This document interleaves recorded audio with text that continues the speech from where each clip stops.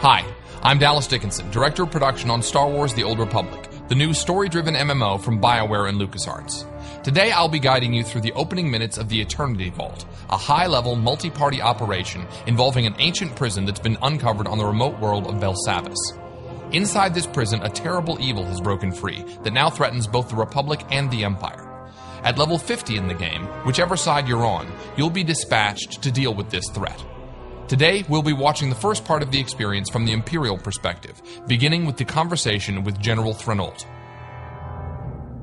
My lord, forgive the lack of protocol, but war has broken the chain of command, and my purpose is grave. I am General Threnault, commanding officer of the Imperial Reclamation Service. I understand you're familiar with us. You run archaeological expeditions to uncover Sith and alien artifacts. And deal with the threats they represent. We uncovered a new section of Belsavis prison during a bombing run. It's been sealed for 20,000 years. The Rakata called it the Eternity Vault. It's where they kept the prisoners and technology they could never afford to release. This doesn't sound promising. We've been translating the Rakata inscriptions. Most are indecipherable, but a few refer to a prisoner called the Infernal One. Took an army to stop the Infernal One before. If we don't do anything, well, the war against the Republic may be nothing next to what'll come. The weapons in that vault could give us an advantage over the Republic. That will be up to you. General Threnault has briefed our group on the situation, and our heroes know what they have to do.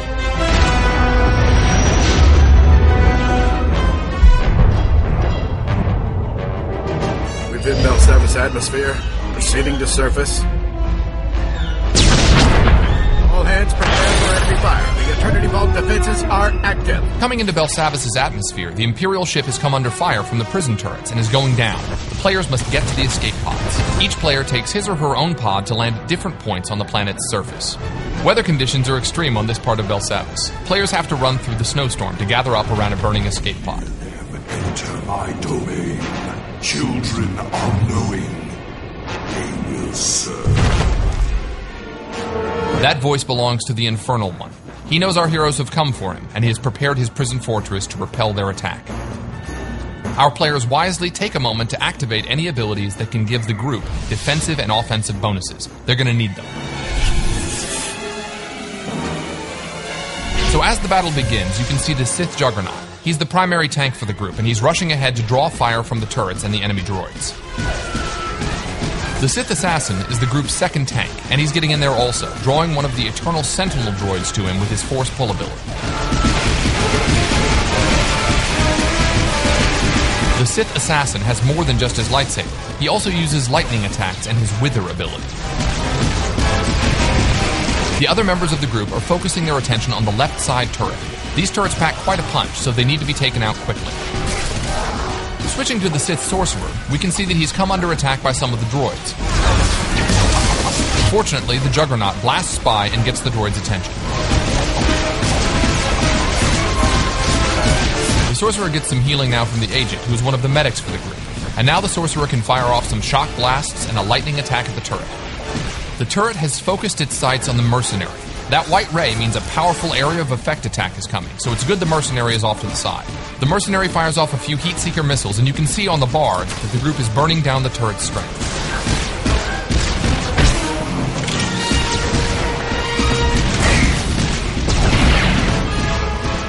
The majority of the group is now focused on taking out the remaining droids, while off in the distance, the Sith Marauder works on weakening that second turret.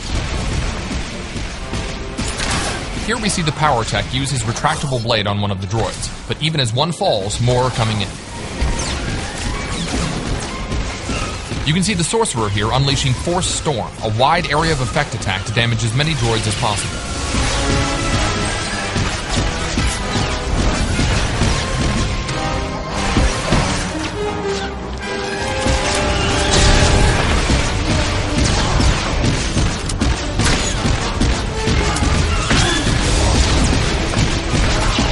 Alright, the last of the droids is down. Now they've just got to deal with that second turret.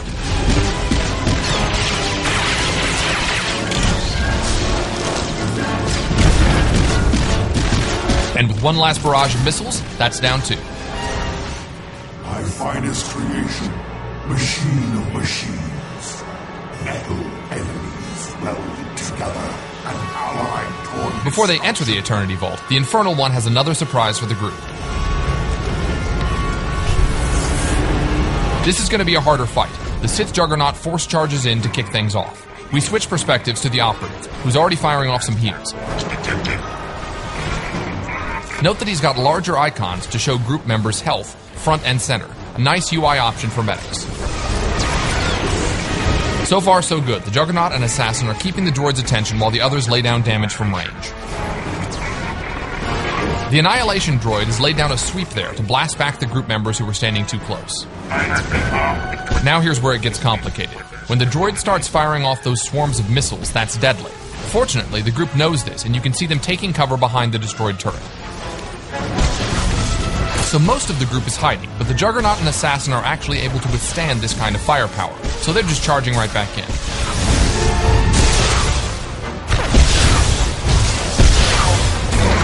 As soon as the missile barrage is over, the rest of the group emerges to continue the fight as well.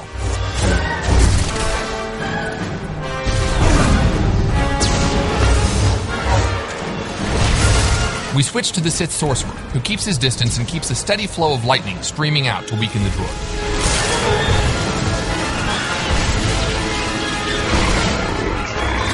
The player slides into first-person view to get a better perspective on the battle. Oh, looks like the Sorcerer got a little too close and got knocked back by that sweeping arm.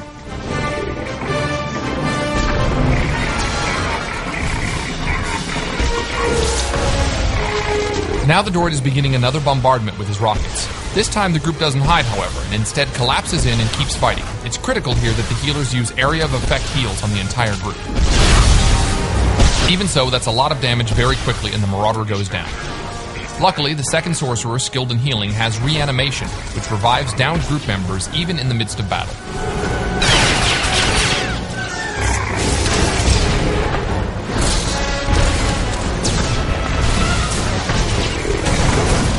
The red targeting reticle over our Sorcerer indicates that he's been targeted for a heavy missile attack. This attack will slam not only him, but anyone standing nearby, so he smartly moves away from the rest of the group to take the hit. Methods analyzed. Engaging stone protocols.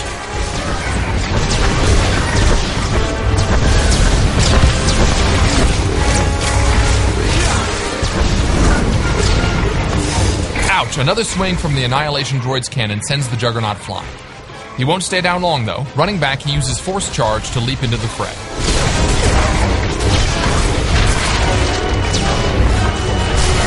Our heroes maintain their blistering assault, chipping away at the droid's health.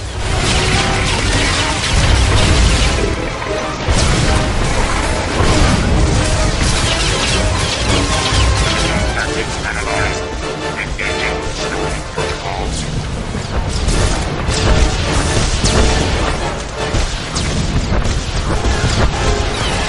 And here the droid is launching another missile barrage, but his health is low, so the group just converges on him. They're gonna go for it.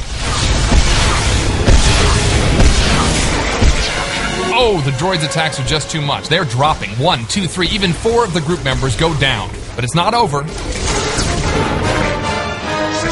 They're so close, and there you go. One final attack from the power tech, and the Annihilation droid has gone down.